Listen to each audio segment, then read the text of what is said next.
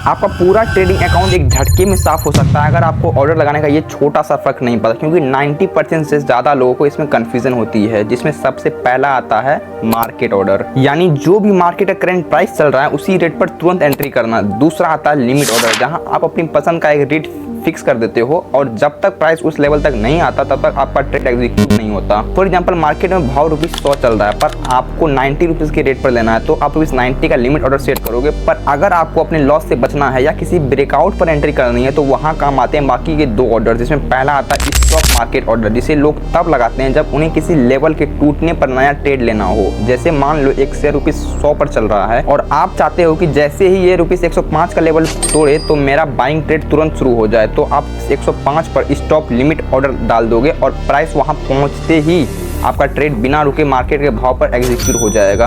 और इसी का जुड़वा भाई है स्टॉप लॉस ऑर्डर। देखो, अगर आपने ₹100 पर शेयर खरीदा और आप ₹5 से ज़्यादा नुकसान नहीं झेल सकते तो आप 95 पर स्टॉप लॉस लगा देते हो, और अगर मार्केट नीचे गिरा तो 95 आते ही आपका ट्रेड कट जाएगा ताकि आप बड़े लॉस से बच सको। लेकिन इन दोनों ही ऑर्डर्स में सबसे बड़ा खतरा ये है कि ट्रिगर हिट होते ही आपका माल उस समय के मार्केट पर बिकता है, और अगर मार्केट में कोई बड़ा क्रैश या मार्केट में मोमेंटम या वॉलेटिलिटी बहुत ज़्यादा रही तो आपने जो ऐसा 95 का लगाया था वो एग्जीक्यूट ही नहीं हो पाएगा। वो हो सकता है कि सीधा 90 पर जाके बिके और आपको बड़ा नुकसान हो जाए। और इसी बड़ी लॉस से आपको बचाता है स्टॉप लिमिट ऑर्डर, जहां आप ट्रिगर प्राइस के साथ एक एग्जैक्ट लिमिट प्राइस भी फिक्स कर देते हो, जैसे ट्रिगर 95 और लिमिट प्राइस 94.5। यानी अब मार्केट चाहे कितना भी साफ फॉल करे, आपका माल हर हाल में 95 से 94.5 के बीच में ही बिकेगा। और कमेंट जरूर आप किस ऑर्डर पे ट्रेड करते हो। जय हिंद।